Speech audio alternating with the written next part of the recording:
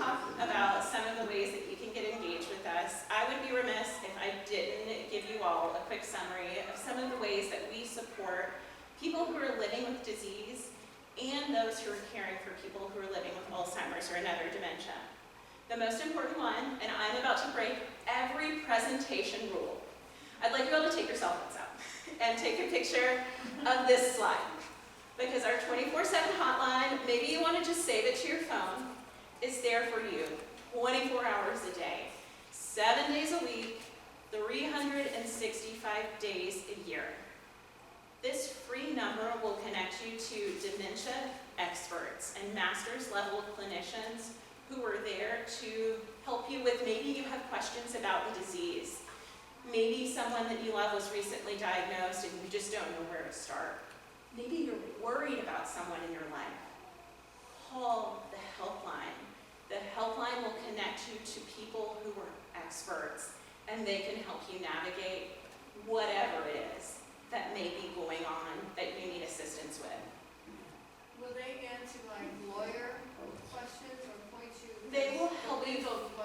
They will help you identify an attorney, and they'll help you connect to local resources. They cannot give legal advice. I understand that. But again, we do have some, they'll be able to connect you with some general planning guidelines that are helpful for everyone. There's got to be a great deal of legal questions. Yes, yes. And unfortunately, they are experts, but none of them are attorneys, to my knowledge. So they will connect you with. Here in North Texas, we're really lucky. We have some really fantastic elder law attorneys and estate planning attorneys that can help with all of that. Is that what they call elder law? Is that what you said? Elder law and estate planning. There is a certification which we just talked about, warning signs. I cannot remember the exact name of the certification. But there is an elder law accreditation that folks can get that I think is really helpful to look for. But again, this helpline is here for you no matter what. I know my friend used it when she was just like so confused about where to go. Her in-laws were living in Florida. She lives here in Dallas. She had a kid that was getting ready to go off to college. So it was a really, really tough time for her family. And the helpline was able to help her build a plan, and she could just check it off. And there is nothing that she loves more than that kind of a plan. But also, if you just have a question about the disease, maybe it's tomorrow and I'm not hanging around here, you can give them a call and they'll be able to help you with that. We also provide free education and support. So we do education sessions like this one all over the state and the country, if anyone has loved ones outside of the area. And we also have support groups. There are over 30 local support groups happening just under the auspices of our chapter. They're available in person or they're online. And they're a really fantastic resource for you to be able to connect with other caregivers, learn a little bit more about the disease, and also connect with resources. And finally, our website is incredible. If maybe you can't make an education session, we actually have them free and on demand online at alz.org. But you can also find some guidance on things like legal planning. You can learn a little bit more about what to expect with each phase of the disease. There is so much information there that's always available to you. So what makes all of this possible are our two signature events. Our first one is the Walk to End Alzheimer's, which we have a walk happening in Collin County. I think that would be the closest one here at Grandscape on September 27th. But that walk is actually one of over 600 that happen all over the country. And it's actually the largest fundraiser for Alzheimer's disease care, support, and research. I experienced my first walks last year when I joined the association, and I can't tell you what an incredible event it is. So I've been a runner for a really long time. I've done like the race thing, you know, so I thought I knew what to expect. But it has all of the fun. You know, we have the live band, there are people in costumes, but it's also the most uplifting experience. We like to call it the world's largest support group because it really is like a support group. There are so many ways that you can meet with other people who are living with this disease you just walk away with so much hope for the future. And it's walkers and the folks who are engaging in our other signature event, the longest day, that make things like those 2 treatments that we talked about possible. I'd like to introduce my colleague Laura. Laura can talk a little bit more about the longest day. It's a really cool fundraiser, and Laura can do it more justice than I can. Hi guys, how are y'all? I met some of you guys up at the front, so thank you so much. Oh, nah, I was a teacher in my past life, so I got the voice. Yeah. So the longest day is actually really a fun event because it really is tailored to anything that you love to do. If you love to join a running team, or if you guys want to do any type of knitting or a bake sale, anything that you love to do. I know that this community is very, very involved in giving back, and we truly appreciate everything that you guys do. You guys are actually going to be having a golf tournament here, June 14th, to support the longest day, which is through the Alzheimer's Association.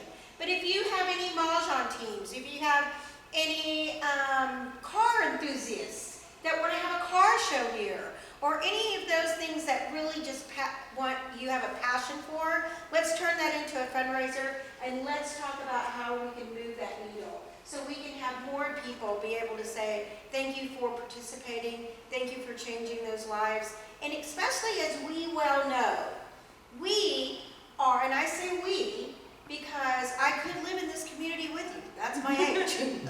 So we could really change the course of our grandkids and our great-grandkids by just giving a little to help to move that needle, to find a cure for this disease so they don't have to suffer for what we've had to suffer.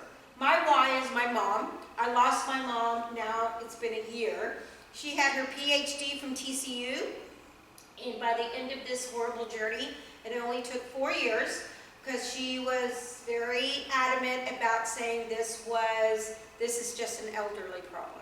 Don't worry about me. I got this. Everybody doesn't remember this, that, and the other. She would tell the neurologist, well, you can't remember? How can I remember? That's the argument that she would have. So towards the end of the worst of the last 4 years of her life, she didn't even remember how to swallow. So this disease is ravishing. So let's find a cure by fundraising, getting involved to help move that needle. Thank you. Thanks, Laura. I think the longest day is super fun. I'm a needle pointer, so I'm trying to figure out a way to start a needlepoint team. But again, I'm going to run through this really quickly so we have time for questions. There are also other ways that you can get directly involved with us through volunteering. Maybe that's becoming an advocate and working with your local representatives on a governmental level to help advocate for policies that will support not just Alzheimer's disease research, but also will help those who are living with the disease and those who are caring for it. You can also volunteer with my team and I, become a community educator, or start a support group here in the community. But also, if you're living with the disease, or maybe you're a caregiver, there are loads and loads and loads of trials that are happening. And in order to make any of these treatments possible, we need people who are willing to participate in these studies. Laura mentioned the longest day, and there's also the walk, so there are some really fantastic ways to get involved, whether that's as a business or as an individual. And I will implore you to do me a big favor. I would love it if you all would share our helpline number with someone that you know. We have those little squishy brains in the back, and also I have some cards in the back that have that helpline number. But you never know when you are going to meet someone who needs help.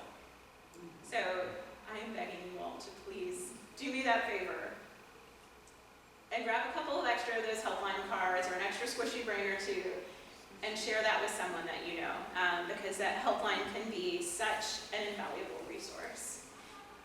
Okay, do you all have any questions? Or did I just overwhelm you with information? That's okay too. I've done it before.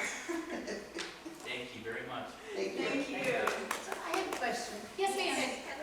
I don't know if this is true or not, but somebody said, or I've heard, that if people are experiencing, are going through dementia, things like this, that you should help finish their sentences, you shouldn't talk over them, or, is that true? Just let them think, or don't help them, or how does that? Give them time to Okay. find the word and to process it. And I know that sometimes it can be really difficult, but especially in those earlier ages, it can really help the person who's living with the disease just feel a little bit more normal. I think we've all been in that moment where we can't think of the right word and someone says it and you feel a little like you're relieved, but at the same time it might not feel great. Yeah. It's the same principle. Also, kind of as the disease advances, we talk a lot about wandering. Wandering is one of those things that can be really hard and really scary. One of the things that we actually advise is, let's say someone is insistent on going out here in Texas, they're going to walk to 30A because they just want to be at the beach, right? Sometimes just walking with that person and maybe kind of coming up with something. So let's say they want to go to the beach, you say, oh, well, you know what, can I come with you? Awesome. You know what I just realized though? I need to go pack my swimsuit. And kind of redirect them rather than saying, no, you can't do that. You can't walk there from here. We're in Texas, that's Florida. It's impossible. I think sometimes kind of meeting that person where they are, whether that's giving them a little bit of time to process and maybe sort out where they might be, and if they ask for help, help them. Or, if maybe there's some questions about where they are or whether or not something is reasonable to do, kind of coming along with them and redirecting can be really, really helpful. There's a great video online of someone who's doing it. Yeah. Mom had, when she would wake up after she would eat, and then she would wake up from her nap, and she says, I am ready for breakfast. And we would say, at the very beginning of this journey, because we all fault ourselves, we're like, Mom, it's about to be dinner. What we've learned along the way with this journey is that when she said that, we learned from researching Alzheimer's, is that you just go with it. Okay, well, let's just go and let's have a little bit of nibble. But she was already full, so she really wouldn't eat it. And so she would go, I am so full. She was a jokester. She said, I must be losing weight. And we were like, you are doing good. And so but it was because she had already eaten and woken up, and she thought it was breakfast. And she would stay, that's another reason why they stay in their pajamas all day, because it's topsy-turvy. It's called the sundown syndrome. And so their timing is really off. And it's just, my suggestion to you is just go with the flow. It doesn't matter if we're right or wrong, right? At the end of the day, let's have a moment with them and a happy moment. Let's not argue with them, because it doesn't work. It just agitates them, the patients more. So just go with it. If they say it's Christmas tomorrow, let's get the tree out, because they're not going to remember in the next 2 hours that they had asked, let's get the Christmas tree out. So just go with it. So that's the best suggestion. Yeah. We actually have a whole presentation on our website. We do it in person from time to time as well. Our education is really offered by request. But at alz.org/training, we actually have, again, free, on-demand. All of our resources are free. Thanks to Laura and her WALK team. But there's one there called Communication, and it's about 45 minutes to an hour online presentation about effective communication strategies. And there's also one about managing behavior. I think those are tremendously helpful. We actually give them to a lot of staff members at different facilities for folks who are, in assisted living, on up. And we'll give them frequently to the cafeteria staff that maybe hasn't had that training that the nurses or some of the other caregivers have had. But it's really great if I don't think we're offering it anytime soon off the top of my head. So if you want to get it in quickly, alz.org/training. It'll prompt you. You'll need to log in, but it's free. And there's a whole video on effective communication. Okay. And I suggest for you guys to empower yourself and your friends and your families to be able to tell people, my mother has Alzheimer's, please be patient. And then that just stops anyone on their tracks to say, I get it. Because mom would go and we would go shopping and it would be a vicious cycle.